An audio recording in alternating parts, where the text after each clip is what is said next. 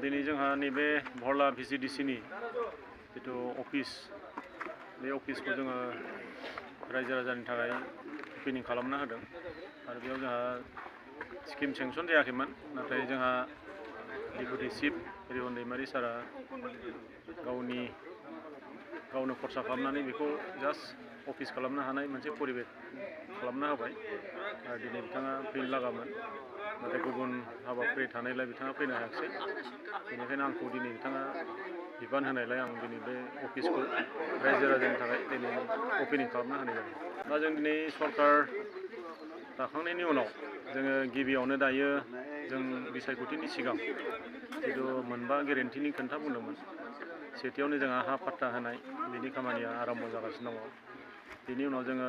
Skill डेभेलपमेन्टनि गेजेरजों जोङो लाइमोन सेंग्रा सिख्लाफोरनि थाखाय बोसोराव 100 जिथु रां बाहायनायनि खोन्थामोन जों बिनि थाखाय जों इतिमध्ये जों बेनिफिसियारि सेलेक्सन खालामनाय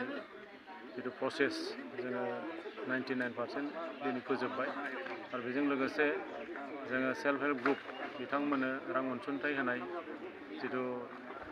ग्रुप सेलेक्सन बिनि खामानियाबो जोंहा जोब्बाय आरो बेजों लोगोसे जोंहा जाय स्ट्रीट भेन्डर बिथांमोननो रां अनसुंथाइनि जों खोथा होदोंमोन बोसोराव जोङो 40 कोटि जों बेखौबो जोङो बेनिफिसियारि सेलेक्सन जोङो इतिमध्ये खालामबाय आरो बेजों लोगोसे जोंहा जायफोरानाखि अल्ड एज बोराय बुरै बिथांमोननो जों रां अनसुंथाइ होनायनि थाखाय बोसोराव 10 कोटि रां बाहायनायनि खोथा होदोंमोन दिनै बेखौ जोङो सेलेक्सन जों खालामनानै इतिमध्ये सरकारनो जोङो साबमिट होबाय। बेजों लोगोसे जोंहा फिजिकेल हेन्डिकेप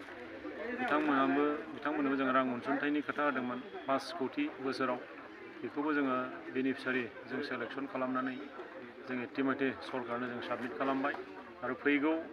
जानुवारि लास्ट नङाबा फेब्रुवारि दानावनो बेफोर रांफोरखौ रिलिज खालामनाय जागोन। जोंथ' BPF राजखान्थि हान्जा हिसाबै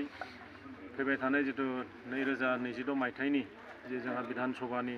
बिसायख'थि जानो थांगासिनो दङ दिनै जों बे बिसायख'थियाव जोंनि BTC हालामाव जोंहा 15 जन MLA सेगमेन्ट दं। बे 15टा MLA सिटआव जों दिनै बादायनो थाखाय साखाफारा जानानै दङ आरो इतिमध्ये जोंहा नैबे मागो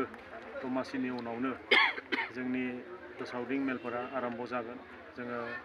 जोंनि हान्जा हिसाबै जों जिखिनि प्रिपारेसन जों इतिमध्ये खालामनानै रेडि जाखागोन।